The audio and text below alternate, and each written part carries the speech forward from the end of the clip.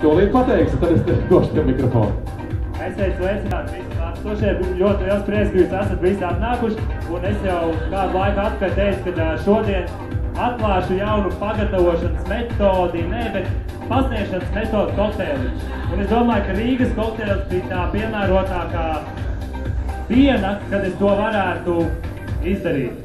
Pirmām kārtām, jūs redzēsiet, kad es pagatavošu kokteili, es ielikšu speciāli sagatavotā Latvijā audzētā ozolu koka dēlī, kas kalpos kā paliknīca, un līdzi dodam Rīgas bruģakmeni, ko cilvēks pasūtot kokteili, viņš samaksā par kokteili, bet viņš jau dabūt līdzi dāvanu kā suvenīru no Latvijas. No 13. janvāra? Un tam dēļ arī sagatavot mazie paliknīši degustācijai ar akmeni, ko viņi varēs paturēt kā suvenīru. Es ceru, ka tas mūs priecēs turpmāk. Paldies!